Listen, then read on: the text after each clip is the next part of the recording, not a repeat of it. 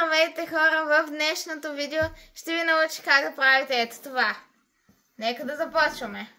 Първо ще ви трябва тесте карти, което да не е много лепкаво и да е сравнително ново и хлъзгаво. След това трябва да го захванете по ето този начин. Палецът отдолу, средният и безименният отгоре, а пък с показалецът просто разстиляте. След това правите вълничка. Разбира се, може да правите много неща, не само прави линии, като полукръг или дъга. А също така, може и криви линии. Нищо не ви спира. Също така, любимото ми нещо, което правя с тези карти, е ето това. Разстилям ги хубаво.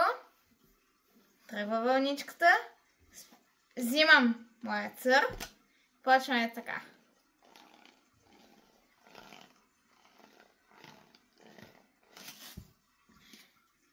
Изглежда много яко отстрани, но въобще не е трудно. Хайде чао! И ще се видим следващия път.